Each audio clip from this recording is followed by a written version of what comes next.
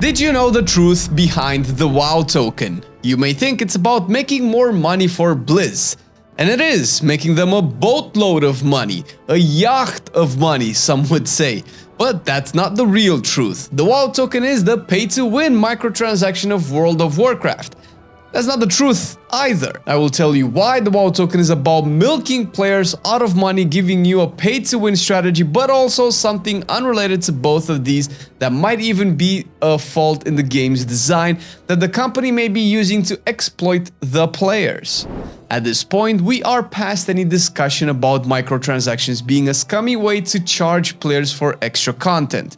Being under the umbrella of Activision, and with us knowing at least what the public information about Bobby Kotick was, it didn't really surprise people that the company wanted to exploit their customers.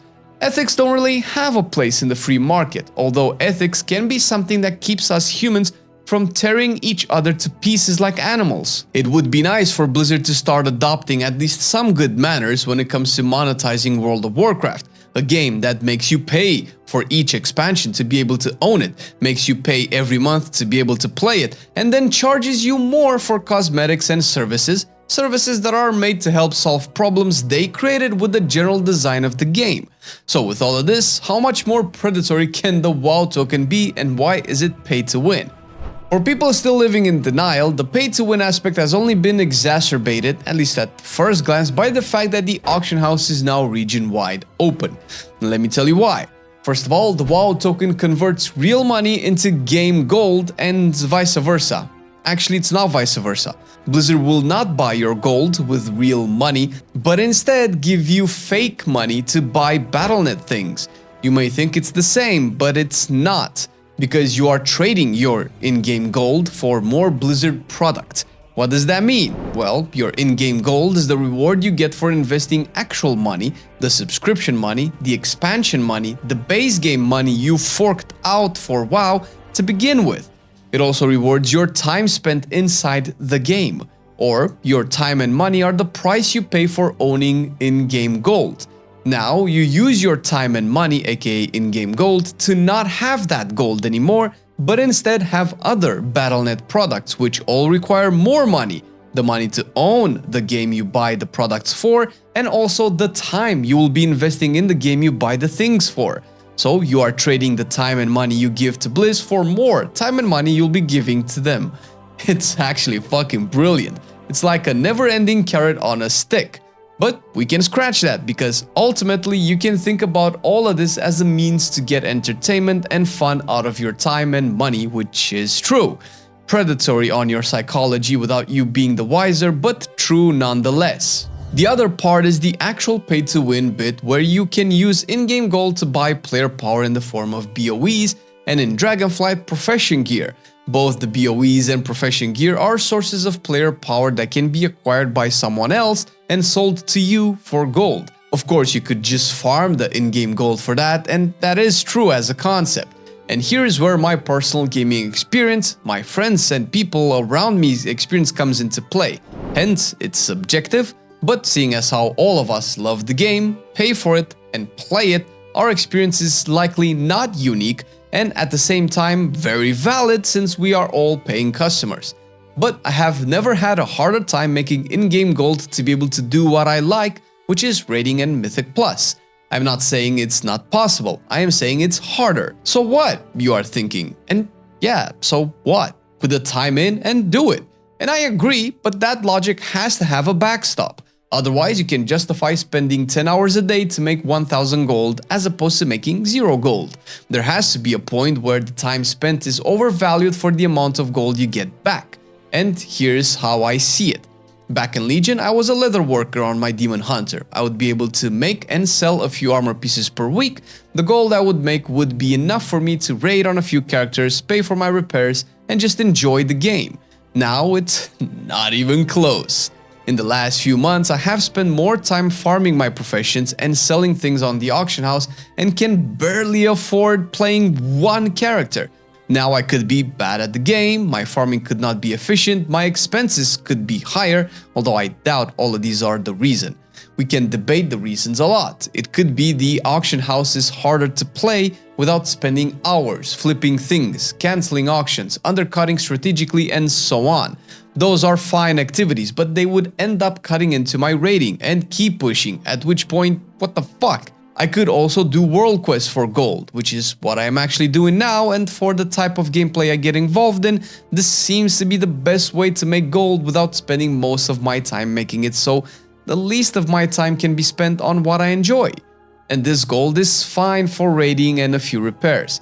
But then we get to embellishments, biz crafting, and, exceptionally but still valid, crafting the legendary axe.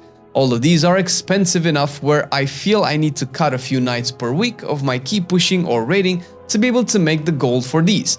I don't want to do that. If only there was a convenient way for me to acquire the gold that wouldn't cut into my key pushing or raiding. Oh wait, I never liked the concept of the WoW token, and over the years I have done the best I could to acquire all the gold I need by playing the game. Actually, making gold is real fun for me, or it was at least, when it comes down to professions. I could level my profession, craft a unique item, sell it, and have enough gold to pay for the crafting costs and have a bit left over. With the current design of professions, that's close to impossible. The design of knowledge points, multi-craft, and resourcefulness moves the price of a crafted item to the minimal possible price, which can only be profitable if you have max profession knowledge in that item with the best procs of multi-craft and resourcefulness. This means that anyone that comes into the game later than the first patch has to spend a significant more time catching up to profession knowledge and generally to that one guy that's been maxed out for 2 patches. The game has evolved since the initial concept of profitable crafting and playing the auction house have been introduced. It has evolved where PvP arenas and raiding take up a significant amount of time, are very fun for their respective audience, and not reward you with the in-game resources for you to be self-sufficient. The logical solution is for us to be able to make gold by doing what we like, raiding and Mythic Plus, which has been translated into boosting. But people frown upon that, and I don't understand. How is the skill to play the auction house, flip prices, and dominate a market through sheer time investment, use of add-ons and potential bots okay, but me being really good at Mythic Plus and carrying a person through a plus 20 in exchange for in-game gold, not okay? And all of these are supposed to point out the hoops you have to jump through for gold not to be an issue. The more hoops there are, the more obstacles there are, the better the solution the WoW token becomes. When you add a legendary into a patch that, instead of just requiring you to be a really good raider to get, it requires you to have a lot of gold to get, is the system the devs design, it's very hard not to think that it's either a predatory system or a really poor thought out system by someone who isn't playing their own video game. If I want to play WoW to raid, I am good at it and can do it higher than other people. Why do I also have to do all of these other things, not to unlock specific content and rewards, but to just be able to continue to do what I want? We talk about a lot of things that keep the game from growing, from reaching prior peaks of awesomeness it used to have, or simply keeping a good enough of a player base where you don't wait 1 hour for a group to do a plus 22. And gold is an abstract issue that seems to fly under the radar. And when the solution is tied to microtransactions that not only let you be able to play the game you want, but also unlock more player power, it seems hard to think it isn't intended that way. All of these issues affect people in different ways, and I have and still am in the camp of, if you don't have time to play the game, you don't get to use real money to buy the progress that other people grind for camp. And this mentality also needs a backstop. And it seems the backstop changes for everyone, and this whole discussion might just be because I have hit my own backstop. And it happened a few weeks ago. I was making a few hundred files a week with my alchemy and was making a very tiny bit of profit, but enough where I felt that farming my alchemy was worth the investment. Then, as with all markets, it tanked and files now sell for a quarter of the price they used to. Gradually, I had less and less gold and had to farm more and more for it. If it was for an ultimate goal of buying the Brutosaur like we had in BFA, I could understand and accept all competitiveness and system designs around it. But I looked over the prices of materials that are needed to craft the legendary and realized the only way I could afford it was either stopping doing keys and raids on stream and focus on making gold, giving up on my nights of key pushing with my friends for a few weeks, or buy a WoW token. The conveniency of the solution made me realize that other people have hit this point as well. Marcelian has been buying WoW tokens every few months for a few years now because he just couldn't afford to raid, do arenas, or push keys. I used to bust his balls for it, telling him to just farm some professions and make the golden game. The fool. So lazy, such a bad gamer. Well, it looks like I am also lazy or a bad gamer, or both. Or maybe the whole design of gold and WoW token is the problem. This is not a free-to-play game. Actually, it's a highly priced game, premium priced you would say. And you may be thinking, sucks to be you, nerd, go farm your gold or stop playing. And you may be right, and this might kill some enjoyment in the game for me, and maybe that's the natural course of things. But then I ask you, how many people are going to be in this situation before it bothers you? When it takes 2 hours to find the group for your key? When your guild gets disbanded because too many people left? How long before Blizz does anything to retain their players or rewards them for their time spent? And this is but one aspect of what they could work on when it comes to fixing WoW's issues, of which they have fixed quite a lot already.